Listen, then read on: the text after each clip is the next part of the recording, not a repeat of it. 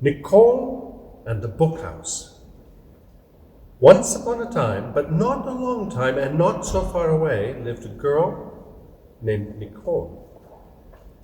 Nicole was 3 years old and loved walking along the beach, looking for strange shells and wriggly octopuses, walking in the pine-smelling woods, looking for flowers and mushrooms and visiting new places. And nearly everywhere was new to Nicole. But above all, Nicole loved books. For a young girl, Nicole already had an impressive collection of books of all shapes and sizes, of all colors and contents, in English and in Italian, and some even in French. Nicole loved her books so much that she asked her mother to build them a special house made of wood with long shelves and a painted roof. Her mother put 2 wheels on it so Nicole could take it with them on their walks. Although it must be said it was very hard to drag along the sandy beaches, so sometimes Nicole left it at home.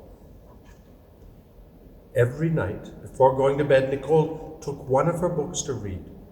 When she was finished, she carefully placed each of her books in its proper place on the shelves of the book house beside her bed, and she closed the door, locking it with a small golden key. Once she knew her books were safe for the night, she would close her eyes and she'd go to sleep. All was well in the world. Every morning, even before going to breakfast, Nicole would go to her book house, open the door with the golden key, and gaze happily on her books. Another day of reading awaited. But one day she came to the book house. Nicole suddenly noticed something odd.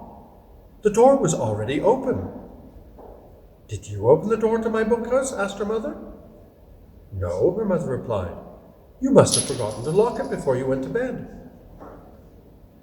Nicole shook her head with a pout on her face. She would never leave her books without locking them up for the night. She went back to the book house and looked more carefully. Even odder still, some of the books were upside down. Now this really was a puzzle. Nicole's mother had not left the book house open, and Nicole would never put a book in upside down. This was a mystery indeed. From then on, every morning that week, despite having locked the door carefully and made sure the books were each in the proper place, Nicole found the door unlocked when she got up, and the books, sometimes almost all of them, upside down. Moreover, when she took them out, their pages opened slowly. The pages seemed almost tired, heavy, almost reluctant to turn, and only after several minutes would Nicole be able to read her favorite book normally, the pages having shivered slightly before returning to the normal weight and feel. Nicole decided to find out what was going on. So one night, having read her favorite book about a museum that awoke at night and put it back in its place, she carefully locked her book house with its golden key. But Nicole only pretended to go to sleep. In fact, she was wide awake. And happily, for she would have fallen asleep in a few minutes anyway, as soon as the lights were out and everything was quiet, she heard the sound of a lock. She heard the sound of the key.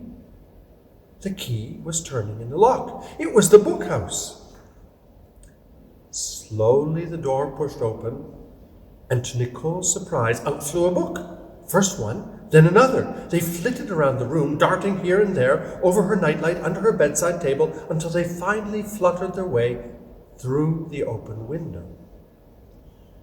Now Nicole was wide awake, but she was a very clever girl and did not turn on the light. She knew if the books found out their secret had been revealed, they may never come back with the lights on, and they might be too frightened and confused to return.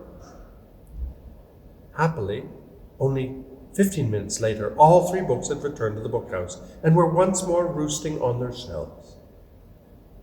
The next morning, Nicole awoke with a big smile on her face and slipped out of the bed to see if the flying books had only been a dream after all. No, the door was still open, and the 3 books were upside down on the shelves. Now Nicole knew what to do. Gently she lifted them one by one from their roosts and held them closely so they wouldn't get cold. Each book shivered slightly, as if it were sleeping. And with a tender smile on her face, she placed them back on the shelf, still upside down like warm, furry bats, and she let them sleep. She would read another book today.